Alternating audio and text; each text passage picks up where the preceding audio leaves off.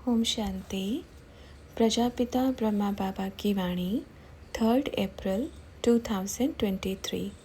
मुरली का सार है, मीठे बच्चे, एक बात हमेशा याद रखना, अब से जो होने वाला है वो बहुत कल्याणकारी है। स्वीकार करेंगे तो अपना भाग्य है, नहीं करेंगे तो अपना नुकसान है, क्योंकि बाप का कार्य तो रुकने वाला है नहीं। अच्छा, सभी बच्चे कैसे हैं? चलो सब उठो, आ जाओ। वंदे मातरम करते हैं ना रोज़। फिर सभी बच्चों ने वंदे मातरम गीत गाया। बाबा ने कहा, बहुत अच्छा, वाह, भारत माता की जय, भारत पिता की जय। क्यों भारत पिता नहीं है? माता है तो पिता तो चाहिए ना। मात पिता से ही तो सृष्टि की उत्पत्ति होती है। मात पिता ना हो तो क्या होगा? कैसे बनेंगे? भारत माना, माता माना, दोनों आ गए ना। छुपा हुआ है पर भारत, देखो भारत छुपा हुआ है, भगवान छुपा हुआ है, माता को आगे किया है। भारत की माँ की जय नहीं बोलते हैं, भारत माता की जय बोलते हैं। बहुत अच्छा। अच्छा, सभी बच्चे कैसे हो? अच्छे हो? पुरुषार्थ अच्छा चल रहा है? कहाँ बैठे हो? आज आप बताओ, आप कहाँ बैठे हो? किसी ने कहा बाबा के पास बैठे हैं, बाबा की गोदी में बैठे हैं, भारत में बैठे हैं, भारत माता के पास बैठे हैं। बाबा ने कहा अच्छा, और कहाँ बैठे हो? फिर बच्चों ने कहा घर में बैठे हैं, परिवार में बैठे हैं, सतयुगी परिवार में बैठे हैं। तो बाबा ने कहा हाँ, सतयुग में बैठे हैं। बैठा है इधर सतयुग में कोई, या अभी कलयुग में बैठे हैं? अरे कलयुग में तो बैठे ही नहीं हैं, सतयुग में बैठे हैं तो भाग्यशाली हो ना। सतयुग में बैठने वाले कितने भाग्यशाली होते हैं। थोड़े से बच्चे सतयुग में बैठे हैं, संख्या बढ़ती जाएगी, बढ़ती जाएगी। सही मायने में राम राज्य में बैठे हो। राम राज्य माना राम का राज्य। राम कौन? अपना प्यारा बाबा राम है। राम माना दिल को जो आराम दे, वो राम राज्य आने वाला है। गांधी जी भी क्या चाहते थे? राम राज्य हो। तो राम राज्य कैसे आता है? तो किसी ने कहा गांधी जी पतित पावन सीताराम बोलते थे। तो बाबा ने कहा पतित पावन सीताराम मतलब जैसे शिव बाबा को क्या बोलते हैं? पतित पावन बोलते हैं ना। उस राम को पतित पावन बोल रहे हैं, वो राम भी तो है ना। तो क्या करना है? अभी राम राज्य में बैठे हो। ऊपर का राम तो है, नीचे का राम कौन है? नीचे के राम का नाम बताओ। तो बच्चों ने कहा पहला राम तो आप हो बाबा। तो ब्रह्मा बाबा ने कहा होशियार हो सभी। पहला राम मैया है, त्रेता का फर्स्ट राम। कैसे बताओ? राज बताओ कैसे है? बड़ा रहस्य है, कोई सवाल ही नहीं आएगा दिमाग में। अभी क्या गई? नवरात्रि गई। 8 दिन नवरात्रि रखी, 8 दिन पूजा, माता की पूजा की। 9वें दिन अचानक राम कहाँ से कूदी मारा? रामनवमी कहाँ से आई? 8 दिन आप माता की आरती कर रहे हो, पूजा कर रहे हो, पर 9वें दिन राम मैदान में कूद गया, इसका मतलब? तो बच्चों ने कहा बाबा इसलिए कहते हैं ना 8 जन्म सतयुग में होगा, 9वां जन्म त्रेता में। बाबा ने कहा हाँ, जो 8 जन्म लक्ष्मी सतयुग में लेके आएगी, जब वो 9वां जन्म लेगी तो वो राम का लेगी। इसलिए रामनवमी से पहले नवरात्रे होते हैं। समझ में आया? माना नवरात्रि के बाद तुरंत रामनवमी आ गई तो सीधा सीधा रहस्य है। अगर राम की ही नवमी बनानी होती तो 8 दिन राम की पूजा करते, राम की पूजा तो नहीं की। तो बच्चों ने कहा बाबा आप राम नहीं बनेंगे? बाबा ने कहा सीता बनूंगी ना। अपने को सीता बनने में कोई प्रॉब्लम नहीं है, सीता बनने में कितनी अच्छी बात है। क्या आप सबको दुख हो रहा है कि मैं राम नहीं बनूंगा? बात एक ही है, क्योंकि कंबाइंड स्वरूप है। ऐसे थोड़ी बिल्कुल। अभी लग रहा है ना, क्योंकि आप सभी मेल शरीर में बैठे हो तो लगता है कृष्ण को ही राम बनना चाहिए। उस जन्म के बाद भले ही राम बने 12 गद्दियों में, किसी में भी 2-3 गद्दी 4 गद्दी, जिसमें भी राम बनना हो, पर पहला जन्म चेंज हो जाता है।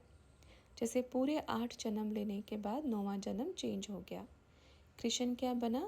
सीता बन जाती है और लक्ष्मी राम बन जाती है। देखो कितना पूरा क्लियर है, पूरा स्पष्ट है। तो बच्चों ने कहा, बाबा पहले तो ऐसे मुरली में सुना था कि सत्युग में जो राम होंगे वो फेल स्टूडेंट हैं, इसलिए वो सत्युग में छोटा पद पाएगा, लेकिन फिर वो त्रेता युग में राम बनेगा। बाबा ने कहा, बच्चे बहुत सारी चीज़ें देखो, मुरली में तो और भी सारी चीज़ें आई थी, पूरी मुरली है ही नहीं आपके पास। कितना पाठ चला सकार का बताओ? तो बच्चों ने कहा 33 साल, लेकिन 5 साल का ही पुराना रिकॉर्ड में है और वही रिपीट होता है। तो बाबा ने कहा उसमें भी सब छांट दिया, तो आपके पास पूरी नॉलेज ही नहीं है। पूरा जो माल होना चाहिए वो है ही नहीं। एक कटोरी माल में से आधा चम्मच मिला है, वो भी चलते चलते सब उड़ा दिया। पूछो जाकर के कभी बच्चों से, कहाँ है पुराना माल? लास्ट के 5 वर्ष में जब अवस्था एकदम डाउन होगी, उस अवस्था में मुरली लिखी गई सिर्फ वही है, और उसमें भी अपना डाल करके मुरली को चलाया जाता है। तो कहाँ गई मुरली? सारे रहस्य तो साकार के 25 वर्षों में खुले हैं, जो अब खुलने हैं। अब के जो रहस्य थे, सोचो। इसलिए आप बहुत भाग्यवान हैं। सभी क्या पढ़ रहे हैं? सिर्फ मात्र 4 से 5 3 साल की पढ़ाई पढ़ रहे हैं और उसी को ही रिपीट करते हैं। बाकी की मुरलियाँ उड़ा दी, कहाँ किसको दी? अरे यही तो बोलते हैं ना कि चोरी कौन करता है? ताला खोल के दे दिया, लो सब माल उठा के ले जाओ, तो ले गए, तो अपना अपना राज्य हुआ। अब वो तो देखो, अब कुछ भी मानो, एक बात कहें, जो अच्छा प्योर माल जो होता है, वो अगर किसी चोर के हाथ में लग जाए तो वो कैसे बेचेगा उसको? वो कीमत उसकी कैसे लगाएगा? जो उसकी मर्ज़ी होगी, वो कैसे भी उसकी कीमत लगाएगा, कैसे भी तोड़ फोड़ के कैसे भी उसको करेगा। तो सही जिसने रहस्य खोले उसकी सही कीमत माना, ये जेवर बना कैसे है वो जोहरी ही बता सकता है। उठा कर के लेके जाने वाला नहीं बता सकता कि इसमें क्या क्या बना है। तो आप जो अब से पढ़ते आ रहे हो ना, आपके पास सिर्फ थोड़ा सा बचा हुआ माल है। जैसे शोभा बच्ची में आ कर के सबको अच्छा पुरुषार्थ सिखाया, बनाया, आगे बढ़ाया, उसमें भी बच्चे बोर हो जाते थे। उसमें भी बच्चे लास्ट में परेशान होने लगे। बाबा भाई बहुत हो गया ना, अभी इतने घंटों से बैठे हो, अभी परेशानी हो रही है, जाओ ना जल्दी से याद प्यार दे दो। याद प्यार देना मना क्या? अभी बाबा सबको याद प्यार देगा मतलब क्या? तो किसी ने कहा कि टाइम हो रहा है। तो बाबा ने कहा भगवान को बोलते हैं, है ना, याद प्यार दे दो, टाइम हो रहा है, भगवान को बोलते हैं। वो कौन है? भूल गए बुद्धू, सब अपने आप को समझने लगे कि मैं भगवान हूँ। हम किसको बोलते हैं? वो कब तक अपने इंसल्ट कराएगा? हर बारी याद प्यार। अभी बाबा याद प्यार देंगे, बोलते बोलते बाजा साइड पे कर दिया। ये क्या है? ये भगवान का डिसरिगार्ड है, भगवान का डिसरिस्पेक्ट है। तो क्या होगा फिर? वहाँ रहेगा क्या? अभी सभी बोलते हैं, रोते हैं, आप चले क्यों गए बाबा छोड़ के? जहाँ भगवान का डिसरिस्पेक्ट रहे, रिगार्ड नहीं रहे, तो क्या होगा फिर? तो बच्चों ने कहा बाबा तो राम फेल स्टूडेंट नहीं है। तो बाबा ने कहा किसने बोला फेल? अच्छा एक बात बताते हैं, इसमें बच्चों ने उल्टा ज्ञान सुनाया है, उल्टा देखा है। सतयुग में आत्मा आने वाली है, उनका पुरुषार्थ ऊंचा होता है, पर जो सतयुग में आएगी वो भी तो त्रेता में ही आ रही है ना। मान रहे हो इस चीज़ को? आने का पार्ट है, ऊपर जाने का नहीं है। फिर बच्चों ने पूछा लेकिन ऐसा सुना था कि सतयुग में राम छोटा पद पाएगा, फिर त्रेता में आकर ऊंचा पद पाएगा, ऐसा कैसे होगा? बाबा ने कहा नहीं, ये गलत सुनाया है, ये सब अपना अपना दिमाग लगा करके सब उल्टा रास्ता दिया है। सतयुग में जितनी भी आत्माएं आएंगी वो सब त्रेता में तो आएंगी ही आएंगी, और जब लक्ष्मी नारायण 8 जन्म कंप्लीट करके त्रेता में एंट्री करेंगे तो सीट चेंज हो जाती है। अभी देख रहे हो ना, 5 साल फलाने ने राज्य किया, अभी 5 साल वो राज्य करेगा, अभी वो राज्य करेगा, ऐसे बदलती है ना। सीट बदलेगी नहीं तो कैसे चलेगा। तो जैसे ही राम राज्य आता है तो जो मैया का जन्म होता है वो राम का होता है। बगल में सीता बैठती है। आपको थोड़ा ऐसा लग रहा है कि सीता बनने में कोई प्रॉब्लम है, नहीं, अपने को तो कोई प्रॉब्लम नहीं है। तो बच्चों ने कहा बाबा उनके सिग्नेचर के बिना बिल पास नहीं होने वाला। तो बाबा ने कहा तो ये चीज़ होता है, जैसे बोलते हैं ना कि सत्युग में लक्ष्मी के बिना क्या होगा, कहाँ से बिल पास होगा, क्या सृष्टि चलेगी। दोनों की एक मत से ही सृष्टि का संचालन होता है। तो जितनी भी आत्माएं सत्युग में आएंगी वो चल रही हैं यात्रा पे, सुख की यात्रा पे चल रही हैं। अभी वो कहाँ पे आई, त्रेता में आई। अब जो त्रेता में नई आत्माएं आएंगी उनका ऊंच पद नहीं होता है। मानो उनका जो पहला जन्म होगा उसमें वो राज्य करेंगी, क्योंकि फर्स्ट जन्म होता है। फर्स्ट तो एकदम पवित्र होता है, पर वहाँ आने वाली ऊंच पद वाली आत्मा नहीं हो सकती। मतलब कि सब आ रही है, लेकिन जिन्होंने सत्युग से लेकर के त्रेता तक की यात्रा की वो तो ऊंच पद वाली आत्माएं हैं, वो पूरा राज्य करके आई हैं, 7 तक चली हैं, अंतिम समय तक के 7 तक चली हैं। तो आत्माएं आती हैं, जाती नहीं हैं, जाती एक ही बार है। मतलब परम धाम से सिर्फ आएंगी ही, पूरे 5000 साल तक आती ही रहेंगी, लेकिन जा नहीं सकती। अब जब 5000 साल कंप्लीट हो जाते हैं, संगम युग भी कंप्लीट हो जाता है। संगम युग के पूरे होने से कुछ समय पहले जाने की यात्रा शुरू होती है। समझे क्या होती है? जाने की यात्रा शुरू होती है। तो अभी जो समय आने वाला है वो जाने का है, फिर धीरे धीरे धीरे धीरे आने का है। लौकिक माँ बाप एक साथ थोड़ी 5-6 बच्चे पैदा करेंगे, 1 बच्चा 2 बच्चा ऐसे ही बच्चे होते हैं ना। ऐसे थोड़ी कि कोई भी कार्य शुरू किया तो एकदम बढ़ोतरी हो गई, ऐसा थोड़ी होता है, नहीं होता है ना। तो ऐसे सीढ़ी दर सीढ़ी चढ़ता है। तो बच्चों ने कहा बाबा राम के जो 4 भाई दिखाते हैं, फिर त्रेता में 4 भाई नहीं होंगे। बाबा ने कहा ऐसा नहीं होता, सतयुग तक सिर्फ बच्चे 2 ही चलते हैं, ठीक है। वो बताते हैं जब राम एकदम लास्ट वाला जन्म होता है वहाँ से शुरुआत हो जाती है। पूरा त्रेता बीत गया, एकदम बीत चुका।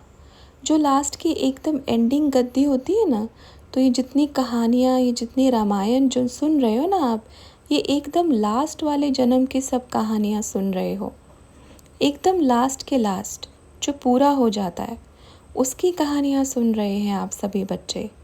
और उसी की महिमा ज़्यादा होती है, क्योंकि उसके पहले तो उन्होंने देखा ही नहीं है, उसके पहले तो वो जानते ही नहीं हैं।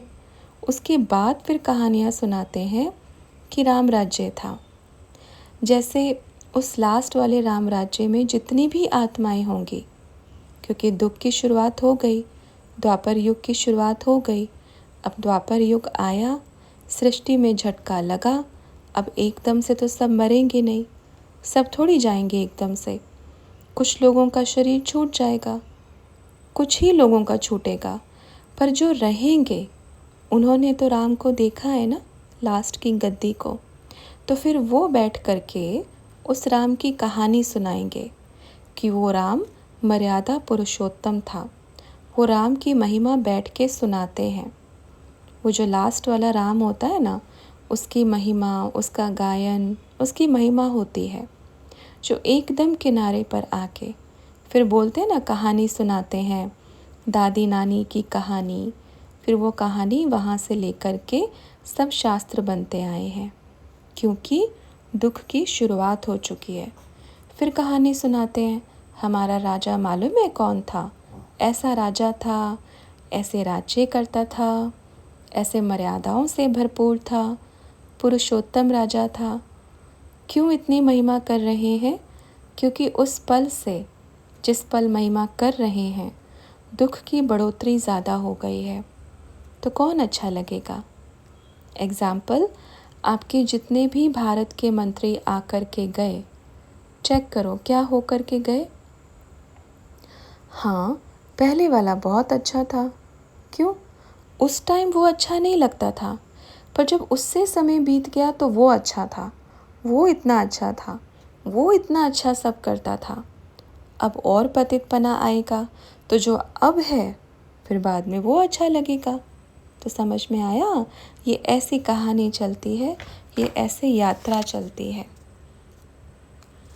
फिर बच्चों ने कहा, बाबा अभी तक भी कह रहे हैं कि हनुमान है, हनुमान आया है, आता है, ऐसे ऐसे अभी भी सुन रहे हैं।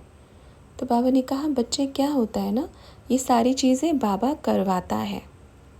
देखो, बाबा अपने आप में इतना शक्तिशाली है, उसने सिर्फ अपने आधे भाग से पूरी सृष्टि को बना दिया।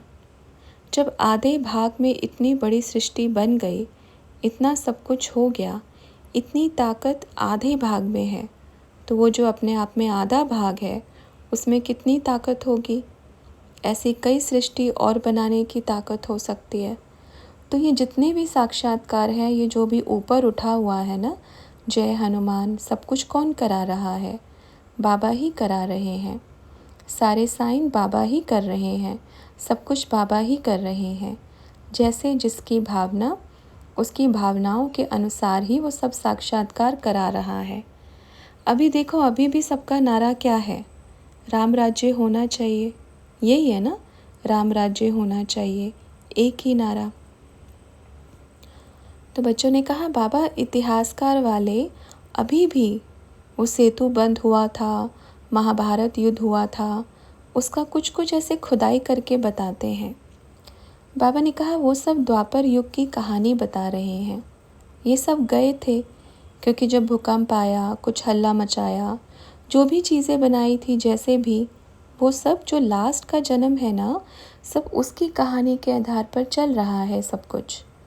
क्योंकि उसके बाद इतना पतितपना आया, इतना आया, तो सारी चीज़ों को, जैसे कि किसी के घर में कोई शरीर छोड़ देता है, उसकी छोटी छोटी चीज़ों को संभाल कर रखते हैं कि वो तो चला गया, पर उसकी चीज़ों की बैठ कर के पूजा करते हैं। आज भी देखो, इतने बड़े बड़े राजाएं होके गए, उनकी तलवारें, उनके वस्त्र म्यूज़ियम में लगा करके उनकी बैठ पूजा करते हैं। तो ये कहानियाँ होती हैं। बाकी के रहस्य तो बहुत आ गए हैं सामने, पर अब क्या करें, क्योंकि हज़म करने की शक्ति भी होनी चाहिए ना। बोलते हैं भोजन इतना हैवी रखा है, पर मालूम है कि बच्चे हज़म नहीं कर सकते। तो जितना हज़म कर सकते हैं, इतना इतना सबको मिलता है। एक बात हमेशा याद रखना, अब से जो होने वाला है वो बहुत कल्याणकारी है। स्वीकार करेंगे तो अपना भाग्य है, नहीं करेंगे तो अपना नुकसान है, क्योंकि बाप का कार्य तो रुकने वाला है नहीं। तो हर एक बच्चे को ये बोलते हैं कि अपने भाग्य को देखना है कि मैं कितना ऊंच। ये नहीं सोचना, अरे बाबा ऐसे कैसे कर सकता है, ऐसे कैसे बाबा कर सकता है। सिर्फ ये देखना है, बाबा क्या नहीं कर सकता है, ऐसे कैसे नहीं कर सकता। बाबा से पूछा कि बाबा, वीडियो देख करके कहते हैं कि हमको भासना नहीं आती। तो ब्रह्मा बाबा ने कहा, नहीं आने दो, कोई बात नहीं, भासना कैसे आएगी। अच्छा एक बात बताओ, जो खुद इतनी उसमें बैठा हो, ऐसी चीज़ में बैठा हो, उसको खुशबू कैसे आएगी। जब इतने हाई खाने की खुशबू नाक में जा चुकी हो, तो बाप के प्यार की खुशबू कहाँ से आएगी। इतनी सुख सुविधा की खुशबू चढ़ चुकी हो, जिसको नशा हो उस चीज़ का, तो ये सारा नशा उतर जाएगा एक समय पर, फिर खुशबू आएगी। कहाँ गया बाबा, भागो भागो, फिर भागेंगे पीछे, ये फिर बाद में ऐसी खुशबू आएगी। तो इसलिए इस चीज़ को सोचना नहीं है कि किसको खुशबू आ रही है, नहीं आ रही है, भासना आ रही है, नहीं आ रही है। उनको बोलो आपका भाषण लेने का काम नहीं, मिलने का काम है, तो आप तो सीधा मिलने आओ। जो बच्चे ये सोचते हैं ना कि बस जो सुख सुविधा, उसको जो नशा चढ़ता है, जब तक वो नशा चढ़ा रहता है, सुख सुविधा का नशा चढ़ा रहता है, चाहे भगवान बैठ करके कितना भी उनको मना रहा हो, कितना भी कुछ कर रहा हो, मानने वाले नहीं हैं। जैसे आज कलयुगी दुनिया के बच्चे बाप से सारी प्रॉपर्टी लेने के बाद क्या कहते हैं, जाओ अभी आपका काम हो गया पूरा। और वो नशा कब तक रहेगा? जब तक प्रॉपर्टी है, जब तक सारी सुख सुविधाएं हैं, सब कुछ है। जिस दिन ख़त्म हो गया उस दिन किसको ढूंढते फिरेंगे? बाप को। वो भी लालच में कि कुछ और है क्या, कुछ और बचा है क्या, वो भी निकाल कर दे दो। इतने मतलबी बच्चे होते हैं बाप के। इस कलयुगी दुनिया में देखो ऐसे होते हैं, फिर भी बाप को रहम आता है तो मेरे ही बच्चे, चलो आ जाओ, कोई बात नहीं, ये बाबा इतना रहम दिल है अपना, ठीक है। अच्छा बच्चों, बस दिल किया मिलने का तो बाबा आ गए। तो बच्चों ने फिर बाबा से पूछा, बाबा और एक सवाल, सतयुग में 8 जन्म तो होगा, लेकिन कितने जोड़ी लक्ष्मी नारायण होंगे? क्योंकि जन्म से मरने तक तो गद्दी पे नहीं बैठेंगे। 30-35 साल में शादी होगी, फिर उनके बच्चे जब 30-35 साल के होंगे तो उनको सिंहासन देंगे। तो लगभग आधी उम्र तक 75 साल में तो एक बार गद्दी चेंज होना चाहिए। इस हिसाब से कैसे होगा और कितनी जोड़ी होंगे? तो ब्रह्मा बाबा ने कहा, देखो अभी जल्दी जल्दी हो रहा है ना, जैसे कि दोनों युग बराबर होते हैं, सतयुग और त्रेता युग, द्वापर कलयुग, इन दोनों का।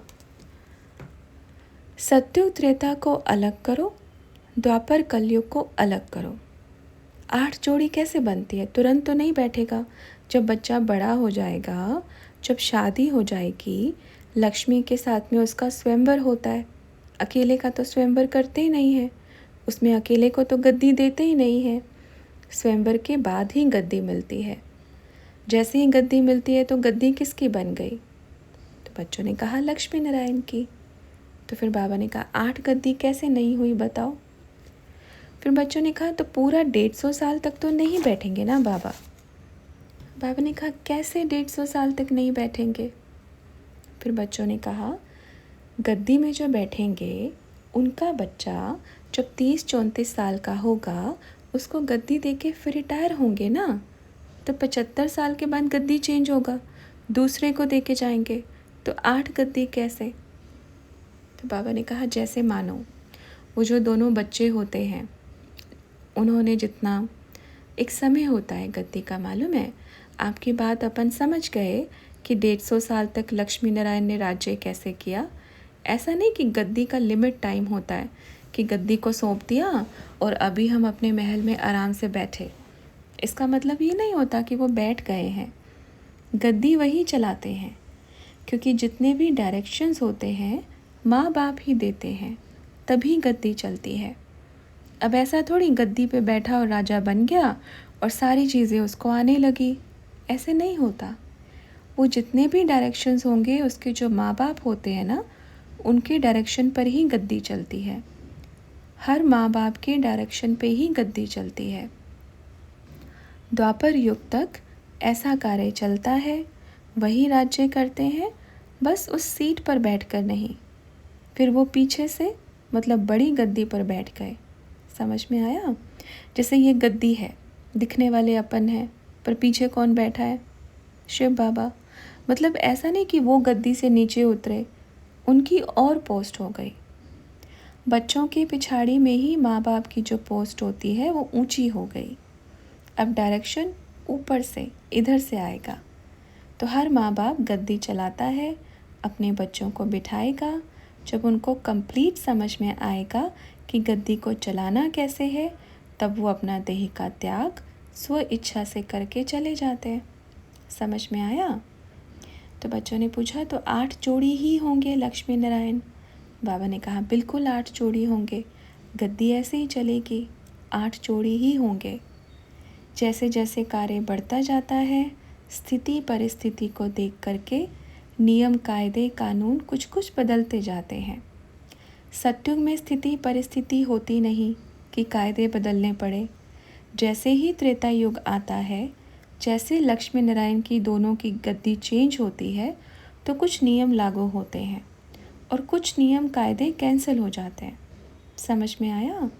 समय परिवर्तन के हिसाब से हर सीट में एक ना एक चीज़ कुछ ना कुछ चेंज होती जाती है। अभी ही आप देख लो। बाबा से पूछा, बाबा राजमाता का जो पद होता है वो सबसे ऊंचा होता है ना? बाबा ने कहा क्योंकि द्वापर युग में क्या होता है ना बच्चे, युद्ध करते करते जो पुरुष होते हैं वो जल्दी चले जाते हैं। तो जो बेटा होता है वो माँ के कहने पे, जैसे माँ ने मोहर लगा दी वही चलेगा, उसको कोई कैंसिल नहीं कर सकता। वही राजमाता कैंसिल कर सकती है, बाकी कोई कैंसिल नहीं कर सकता। इसलिए ये ड्रामा बड़ा कल्याणकारी बना है। जैसे कलयुग आता है तो माँ बाप को पीछे कर देते हैं, कलयुग घोर कलयुग आता है तो कितने बच्चे दूसरे धर्मों में आकर के अपने पिता को मार के गद्दी पे बैठते हैं, अपने भाई को मार के गद्दी पर बैठते हैं। बहुत बुरा हाल हो जाता है। पर हिंदू धर्म में ऐसा फिर भी नहीं होता। पर जब ये लास्ट 100 वर्ष का युग आता है ना, तब सब कुछ चलता है। इसमें सब कुछ कैसे चलता है? आज देखो माँ बाप से क्या करते हैं, साइन करवाते हैं, सारी प्रॉपर्टी मैं अपने बच्चे के नाम पे कर रहा हूँ, या तो उनको वृद्धाश्रम में भेज देंगे या खिला पिला करके निपटा देंगे। क्योंकि अब तो क्या बोलते हैं, वृद्धाश्रम में भी तो पैसा देना पड़ेगा, ऐसा काम ही कर दें जो पैसा ही ना देना पड़े। देखो बच्चे, पैसे की कमी नहीं है दुनिया में। माँ बाप को क्या चाहिए? उनको बच्चों का साथ चाहिए। बच्चे अपने अलग अलग घूमते हैं, बस यही चलता है। खुद बड़े नशे से अपने बच्चों को भेजते हैं बाहर, मेरा बच्चा पढ़ लिख कर बड़ा आदमी बनेगा। वो इतना बड़ा आदमी बनता है, इतना बड़ा आदमी बनता है कि आपके हाथ ही नहीं आता। उसको इतना बड़ा आदमी बना देते हैं, इतना बड़ा बना देते हैं, जो माँ बाप को ही भूल जाते हैं। माँ बाप को नहीं भूलना होता, इतना बड़े आदमी की ज़रूरत नहीं है। इसलिए बाबा लिमिट में बनाता है कि जब भी कुछ पढ़े तो किसकी याद आए? माँ बाप की याद आए। पढ़ाओ लिखाओ, अच्छे संस्कार दो, बहुत अच्छी बात है। पर आपका ही बच्चा आपसे दूर चला जाए और फिर बाद में आप रोते रहो, देखो मैंने कितना पढ़ाया लिखाया, मैंने इतनी मेहनत की, विदेश भेजा, ये किया, यही कराने के लिए किया था, ऐसा बोलते हैं ना, तो यही कराने के लिए हुआ था। जो दूसरों की परिस्थिति को देख करके सीख जाए वो मनुष्य है, और जो डूब के सीखे वो नालायक कहेंगे। कैसे? चलते चलते मानो किसी ने आपको इशारा दिया, इस रास्ते से मत आना, खड्डा है। तो जिसने मान लिया वो बुद्धिमान हो गया, अच्छी बात है। एक अनुभवी व्यक्ति ने हमें बताया, इस रास्ते पर मत चलना, खड्डा है। और एक मजाक उड़ाता है, हंसता है, अच्छा आप मेरे को ज्ञान दे रहे हो, मैं इसी रास्ते से जाऊंगा। फिर उसमें डूबता है। फिर वो जो बुज़ुर्ग होता है वो हंसता है, लो मज़े, मैं इसी रास्ते से आया था, नहीं सीखा, मैंने सीख लिया, अब भी मत आओ। तो क्या होता है? फिर डूबता है, फिर सीखता है। आजकल बच्चे बड़े होशियार समझते हैं अपने आप को, पर है नहीं। माँ बाप के मुआफिक 10% बुद्धि नहीं है बच्चों में। क्यों? माँ बाप की यात्रा देखो, समझ में आया? बोलते हैं अगर ज्ञान चाहिए तो जाके अनुभवी के पास बैठो। अनुभवी भी कोई अच्छा होना चाहिए, ऐसा नहीं कि खुद बहुत गलत काम किए हों और जाकर के बच्चों को बिगाड़ने का काम शुरू करें। आजकल के ऐसे भी हैं, भाई नहीं करो करो करो, कोई दिक्कत नहीं। आजकल क्या होता है ना, जलन होती है, फलाने का बच्चा अच्छा कैसे चल रहा है, इतने अच्छे संस्कार कैसे हैं, लो इसको बिठा करके उल्टे उल्टे संगत में लेकर जाता हूँ। आजकल के बिठाते हैं बगल में और नशे की चीज़ ऐसी लगाते हैं, वो बच्चा किसके पास जाएगा? जो नशा करवा रहा है, जो अच्छे से मज़े दे रहा है, उसी के पास जाएगा ना। तो ये आज की दुनिया में कोई, और पहले के टाइम में क्या होता था, अगर पड़ोस में किसी का बच्चा कुछ गलत करता दिखा तो उसके माँ बाप के पास कान पकड़ के लेकर जाएगा, ये देखो आपका बच्चा फलाने फलाने संगत में बैठा था, गलत कार्य कर रहा था, इसको कंट्रोल करो। पहले ऐसा हुआ करता था और आज क्या करते हैं, दिख रहा है बहुत अच्छा है तो उसको बिगाड़ने का पूरा पूरा प्रयास करते हैं। कितना परिवर्तन आया है समय में। तो बाबा से पूछा, बाबा जो लोग नशा करते हैं उनको नशा छोड़ने का संकल्प दिलवा सकते हैं ना? बाबा ने कहा बिल्कुल करवा सकते हो, संकल्प करवा लो, पर करना तो वही है जो उनको करना है। आप भारत की महिमा बताओ, देखो अपना भारत कैसा था, क्या ऐसे युवाएं थे? आज देखो युवाओं की क्या हालत हो गई है, इतनी गलत संगत में जाकर के ये क्या कर रहे हैं, ये अपना नुकसान कर रहे हैं। आपको मालूम है आज जितनी भी बाहर इन्वेंशन गई हैं, दिमाग से सोचना, जितनी भी इन्वेंशंस बाहर गई हैं वो यहीं से गई हैं। चाहे कोई चिकित्सालय हो, चाहे हथियार बनाने के कार्य हो, चाहे कुछ भी, चाहे ये कारीगर घर बनाने के कार्य हो, जितनी भी कलाकारी गई है भारत से गई है। आज भी भारत के युवा अगर जाग जाए ना, अपना दिमाग जितना टेलीफोन में लगाया है, ये किसने बिगाड़ा? सब विदेशियों से निकला। विदेशियों ने क्या दिया? टेलीफोन दिया। टेलीफोन में सब बिगाड़ने की चीज़ें दे दी। मतलब कि भारत को कैसे नष्ट करना है, कैसे ख़त्म करना है। तो बच्चों ने कहा, बाबा जिसने टेलीफोन बनाया है उसका कुछ दिन पहले इंटरव्यू आया था। उसने कहा कि मैंने जिस चीज़ के लिए बनाया, लोगों ने उसका मिसयूज़ सबसे ज़्यादा किया। मैं अपने जीवन में सिर्फ 5% मोबाइल का यूज़ करता हूँ और लोग 100% करते हैं। तो बाबा ने कहा और 100% करते हैं लेकिन अच्छा नहीं करते, मेन बात ये है। तो देखो अगर आज भी भारत के युवाएं, भारत के बच्चे सब इस चीज़ को जान जाए ना, तो आज भी सबसे सर्वश्रेष्ठ भारत ही है, उससे श्रेष्ठ कुछ भी नहीं। सब पड़े रहते हैं आलस में, नशे में, भांग धतूरा खा करके, नशा करके, सब हालत ख़राब करके रखी है। इतना दिमाग यूज़ करेंगे तो कितने ऊपर जाएंगे। तो क्या करना है, सोचो।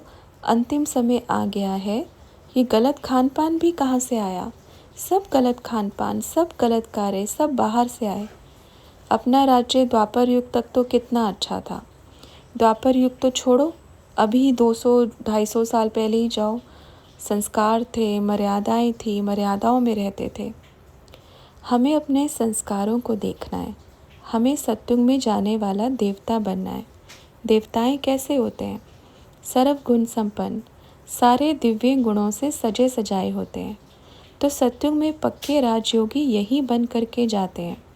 ठीक है, सत्युग में कोई बाहुबल नहीं चलता कि बड़ी बड़ी भुजाएं हों, लंबा चौड़ा शरीर हो, ऐसा नहीं होता है। सत्युग में ये सब चीज़ें होती ही नहीं। वहाँ पर तो प्रेम, वहाँ बाबुल की ज़रूरत ही नहीं। यहाँ का योग बल सब सत्युग में जाके सब संपन्न, कोई दुख नहीं होगा, कोई दुख का नाम निशान नहीं होगा, कुछ नहीं होगा। अब बाबा आए हैं, सब कुछ अच्छा होगा। जहाँ बाबा का इतना भी अपमान होवे, वहाँ से वो कल्टी मार लेते हैं, निकल लेते हैं वहाँ से। ढूंढते रहो, कुछ भी कर लोगे ना, कुछ भी उसको नहीं पकड़ सकते। पर जहाँ स्वयं परमपिता परमात्मा के बच्चे उनके श्रीमत का मान करें, मान मतलब क्या? मान ये नहीं कि आरती उतारो, पूजा करो, ये करो, वो वैभव उसको चाहिए ही नहीं। उसके अंदर वो संस्कार ही नहीं कि आप सभी ऐसे करो। उसके अंदर ये है कि जिनसे मैं मिल रहा हूँ वो गुलगुल बनने चाहिए, वो श्रीमत पे चलने चाहिए, वो मनमत पे नहीं चलने चाहिए। जो मेरी पालना में पल रहा है वो नालायक नहीं, वो सपूत होने चाहिए। वो दिल से बाप का सम्मान करे, रिगार्ड रखे, प्रेम करे। ऐसा नहीं हाँ इतने वर्ष हो गए ना मिलते, बोर हो गए, अब कुछ चेंज आना चाहिए। तो बाबा ने ऐसा चेंज किया। कैसा चेंज किया? सभी चेंज कर दिया। तो हमेशा याद रखना आप किसके घर में हो, ये याद रखना हमेशा। जहाँ माता पिता का सम्मान नहीं, वहाँ वो नहीं रहता। किसी ने कहा बाबा मुझे पूछ रहे थे, तो मैं बोला इतने आपके संदेशी हैं, पूछो ना बाबा क्यों नहीं आते। तो उन्होंने बोला कि बाबा ने मना कर दिया अभी। तो ब्रह्मा बाबा ने कहा पूछो, सही बात है। उनको बोलो आपकी जो संदेशी है ना, वो आप ही की बात बताएंगी। यही तो बात है। साकार में अपन 2-3 बच्चियों के संदेश का भरोसा करता था, बाकी का पता था कि ये ठगी करती हैं, ऊपर जाके ठगी करती हैं तो नीचे वालों को भी ठगती हैं। तो बाबा को मालूम है कि कौन कौन बच्ची पक्की संदेशी रही है। बहुत बच्चियाँ ऐसी थी जो पक्की, और बहुत बच्चियाँ ऐसी थी जो ठगी करती थी। तो अपन असली संदेशी भिजवाते थे। कोई बात नहीं, जो बाबा ने मुकर्रर की थी वो संदेशी कहाँ है? संदेशी उसको कहा जाएगा जो स्वयं बाबा की मुकर्रर की हुई बच्ची हो। जो बाबा की मुकर्रर बच्ची ही नहीं तो वो संदेशी ही नहीं। इसलिए कोई बात नहीं, संदेशियों का पार्ट भी अपना है। फिर अगला प्रश्न किया, बाबा अभी जो साकार में आपसे पालना ली हुई जो बच्चियां हैं, क्या वो आपको पहचान रही हैं? पहचान के भी चुप हैं। तो बाबा ने कहा बिल्कुल चुप हैं। पहचान रही हैं पर पहचान के भी चुप हैं। और पालना, बच्चे देखो जो लास्ट के 1 वर्ष में 2 वर्ष में जो भी बच्चियां आई उनको सही पालना। जिसने बराबर पालना ली है वो बच्चा ना पहचाने, ऐसा हो ही नहीं सकता। और जिन्होंने बाद में भी पहचान लिया, अभी भी पहचान लिया, पर चुप है, क्यों? तो बच्चों ने कारण दिया कि शायद ऐसा होगा कि मैनेजमेंट के ख़िलाफ़ कैसे बोलूं। तो बाबा ने कहा बस बात ये है, जो रचा गया है इसके बाहर मैं नहीं जा सकती। वहीं पे बाबा से बैठ के माफ़ी मांग लेती हैं, वहीं पे बाबा को कहती हैं बाबा माफ़ करना, मैं ये नियम ये मर्यादाएं नहीं तोड़ सकती। देखो फिर भी बंधे हैं ना मर्यादाओं में। जब साकार के नियम और मर्यादाएं तोड़ के आ सकते हैं तो अब क्या हुआ? तब तो वादा करती थी चाहे कुछ भी हो जावे, आपका हाथ आपका साथ कभी छोड़ेंगे नहीं। जो आदि के बच्चे हैं वो अपन के साथ चलेंगे, साथ साथ रहेंगे। ठीक है? अच्छा बच्चों, फिर मिलेंगे। ठीक है? खुशी होनी चाहिए। बाबा हर घड़ी आप बच्चों की पालना करते हैं। नशा उतरना नहीं चाहिए किसी का भी। बाबा आते हैं तो नशा इतना चढ़ना चाहिए, इतना चढ़ना चाहिए, क्योंकि ये पालना किसी को नहीं मिल रही। तो भाग्यशाली बच्चे आएंगे भी, बाप की पालना भी लेंगे और बाहर भी मिलेंगे। तो आप तो डबल हो गए ना। ठीक है? अच्छा बच्चों, फिर मिलेंगे। ओम। ये वंदे मातरम वाला गीत सबको रेडी करवाना, ठीक है? पढ़ के नहीं, फिर बाद में ऐसे मुख से बोलना है। इसको समझ के भी बोलना है। जैसे अभी पढ़ते हैं ना, सिर्फ लिखा हुआ है पढ़ लिया। थोड़े समय में इसके एक एक शब्द के मीनिंग को भी समझना होता है। तोते मुआफिक नहीं रटना होता है। उसको पढ़ो, उसका अच्छे से विस्तार करो कि इसका मतलब क्या है, तो बुद्धि घूमेगी। अच्छा, फिर मिलेंगे।